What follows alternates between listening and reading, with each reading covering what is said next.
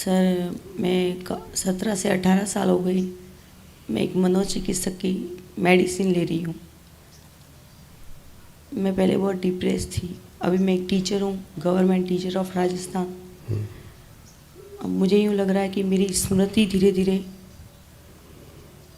जा रही है और मुझे जब रात होती है तो दिखने में भी झुंझलाहट आती है। मैं क्या करूँ सर? और दवाइयाँ छोड़ नहीं पा रही हूँ मैं।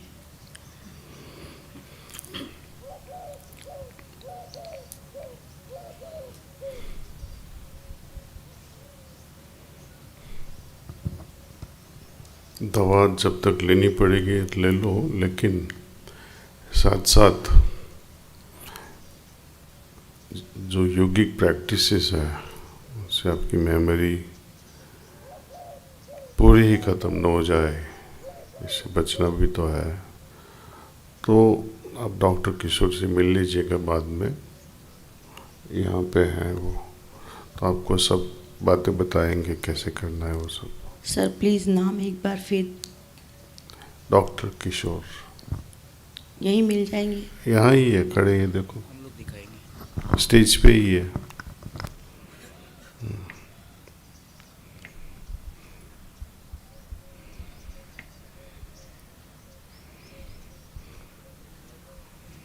जो बच्चे जिम एक्सरसाइज करते हैं ना, ब्रेन जिम की, है ना, वो सब स्कूल में हम सिखाते हैं टू शार्पन देयर मेमोरी।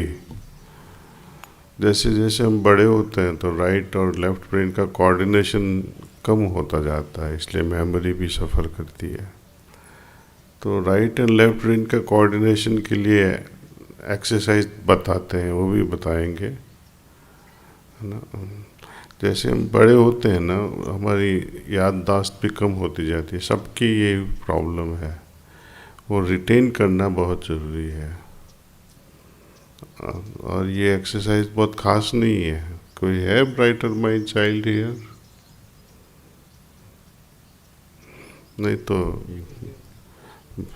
आइए, आप कोशिश कर सकते हैं कि हम कितना घुमा दिया है बड़े हुए, लेकिन साथ साथ अपनी न्यूरल एक्टिविटी भी बहुत ख़त्म हो गई है। जैसे करना है, सपोज आपको ट्राई करना है तो ये 2 उंगलियां उठाइए और ये 2 उंगलियां, राइट, कर सकते हैं। बाद में ये कीजिए, ये कीजिए, फास्ट कीजिए, करो, ट्राई करो ऐसा, फास्ट कीजिए।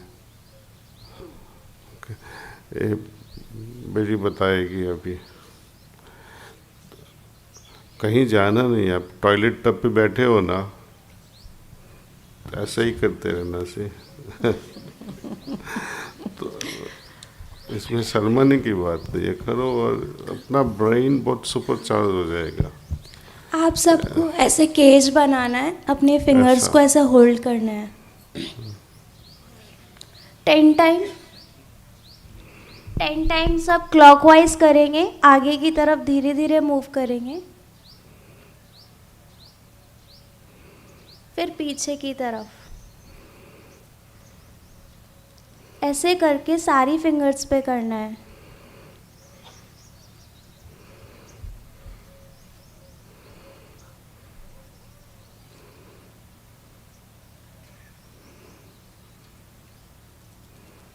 जिसको ज़रूरत है वो तो करती ही नहीं है,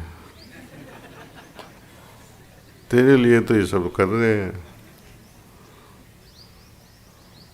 ये तो प्रणाम ही किए जा रही है।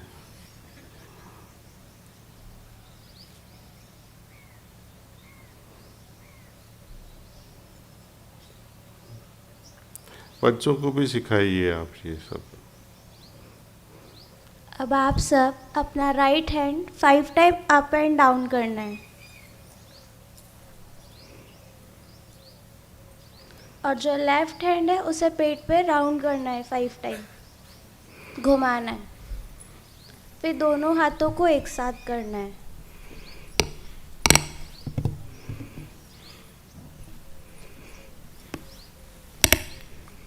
ऐसे ही अब हम अपना left hand 5 time up and down करेंगे।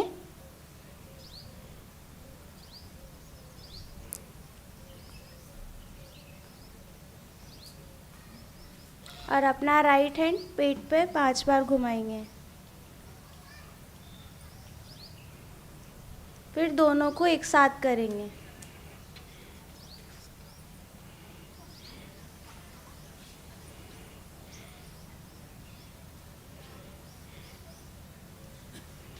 अब सब राइट हैंड में मिडिल 2 फिंगर्स निकालेंगे ऐसे, और लेफ्ट में ये वाली 2 फिंगर, दोनों फिंगर्स को स्विच करेंगे।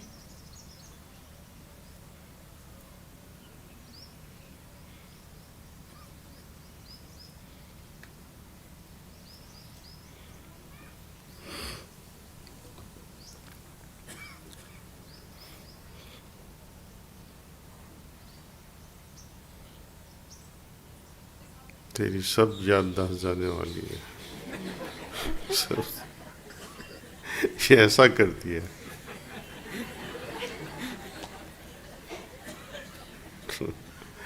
एनीवे बहुत हो गया, आप इनसे सीख लेना। और अपनी हार्टफुलनेस वेबसाइट पे भी या ब्राइटर माइंड वेबसाइट पे भी बच्चे ये कैसे एक्सरसाइज करते हैं वो पता चलेगा आपको।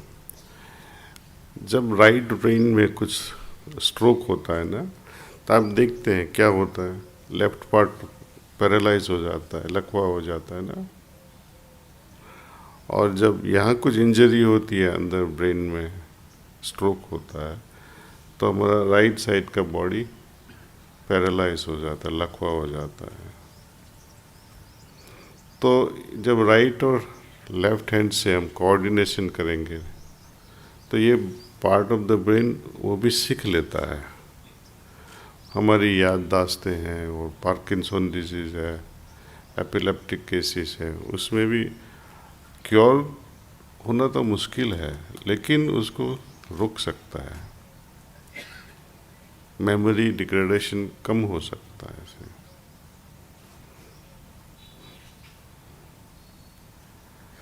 और इसके लिए खास टाइम भी नहीं चाहिए, कहीं जाना भी नहीं है जिम के लिए नहीं टॉयलेट टब पे बैठ के करो से okay, any other question please. किसी भाई बहन का और प्रश्न? अभी बहन जी आपने बताया कि शरीर को बिल्कुल ढीला चढ़े सब कुछ पूरी बॉडी पे, उसके बाद में आपने कहा मेडिटेशन करें। मेडिटेशन कैसे करें ये तो बता दें, यही सीखने आए हैं हम यहाँ पर। अच्छा, बहन ने बताया कि मेडिटेशन का मतलब है अपनी सोच से पार होके अनुभव करना। जब हम सोचते हैं ईश्वर के बारे में, ईश्वर को नहीं सोचते, उनके बारे में सोचते हैं, क्योंकि जिनको हमने अभी तक देखा ही नहीं है, सिर्फ ख्याल ही करते हैं अपने मन में कि ईश्वरीय प्रकाश जो स्रोत है वो मेरे हृदय में है, उस पर मैं ध्यान कर रहा हूँ बस। और इस विचार से हम आगे बढ़ते हैं और प्राणाहुति की मदद से हम ध्यानमयी हो जाते हैं। यही इतना आसान तरीका है, इतना ही सोचना है जब बैठते हैं तब कि मेरे हृदय में इस ईश्वरीय प्रकाश का जो स्रोत है वो मेरे हृदय में ही है, जो मुझे उनकी ओर खींच रहा है। बस इतना ही सोचना है। और ईश्वर की ओर से जो प्राणाहुति आती है उसको रिसीव करना है। तो धीरे धीरे सोच से हम आगे बढ़ के अनुभव की ओर चले जाते हैं और धीरे धीरे ध्यानमयी होते हैं। साथ साथ हम सफाई भी करते हैं, अपने अंतःकरण शुद्धि करते हैं। ईश्वर की कृपा तो हृदय में आती रहेगी, लेकिन जब तक अंदर की सफाई नहीं होती है तब तक परफेक्शन, पूर्णता नहीं आती है हमारे में। तो हम सफाई के बारे में भी सिखाते हैं। तो आज शाम को हम सफाई सिखाएंगे, कैसे शाम करते हैं हम लोग। और रात को जस्ट सोने से पहले प्रार्थना करके सो जाते हैं। खुद को याद करवाते हैं प्रार्थना के वक्त कि मेरा ध्येय क्या है जीवन का, क्या चीज़ मुझे रुकावट दे रही है, वो रुकावट को कैसे हटाएं। बस इतना ही प्रार्थना करके उसमें सोचते सोचते मनन करते करते लेट जाते हैं, तो अपनी नींद भी योग निद्रा जैसी हो जाएगी। और सुबह फिर से ध्यान करते हैं तो पूरी एक 24 घंटे का ये चक्कर चलता ही रहता है ऐसे। और जो भाई बहन नए हैं, मैं रेकमेंड करूँगा कि अपने जो प्रिसेप्टर है उनको एक खास इंडिविजुअल सिटिंग दे देवे 1-to-1, तो क्वेश्चन कुछ रहे ही नहीं से।